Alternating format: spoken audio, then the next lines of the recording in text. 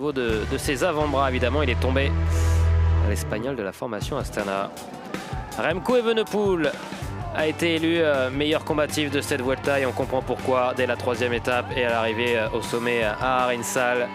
C'était le premier test pour les coureurs du classement général. Remco Evenepoel a montré qu'il était en très grande forme, où il s'impose après un superbe sprint. Malheureusement, il chute juste après la ligne d'arrivée et se blesse légèrement au visage. 10e étape, contre-la-montre, l'unique contre-la-montre individuelle de cette Vuelta. Evenepoel est le champion du monde de la discipline, mais il n'était pas le plus fort à Valladolid. Filippo Ganna était le plus rapide. Il a pris quelques secondes sur tous ses rivaux. En revanche, Remco Evenepoel pour le classement général. 13e étape, l'arrivée au Tourmalet, la mauvaise journée malheureusement pour Remco Evenepoel. Lâché dans le col d'Aubisque, Evenepoel a perdu 27 minutes sur Jonas Vingegaard, Sepp Kuss et Primož Roglič. Il est hors course pour le classement général, mais il continue à se battre à Remco Evenepoel. Dès le lendemain, sur la 14e étape, il accélère au sommet du col d'Ourser avec Bardet dans sa roue. Les deux restent devant et dans la dernière montée, le Puerto de Belagua, Remco Evenepoel dépose Romain Bardet pour aller chercher sa 2e victoire d'étape sur la Vuelta.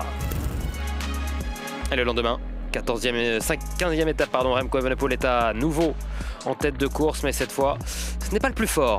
Il ne peut pas suivre Buitrago, Rui Costa et Lennart Kämna lorsqu'ils attaquent dans le final.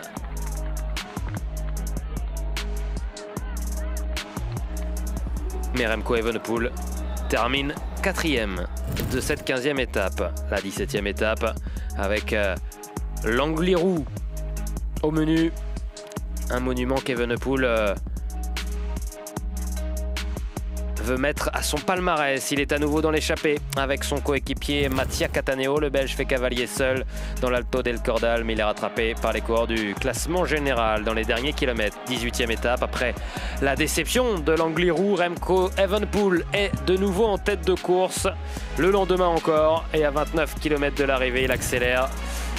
Et les derniers membres de l'échappée sont lâchés. Il s'impose au sommet du Puerto de la Cruz. 20e étape, la dernière opportunité pour lui, c'était hier. Et bien sûr, il était à nouveau devant comme 30 autres coureurs. Après la dernière montée, il était toujours en passe de remporter donc un nouveau succès.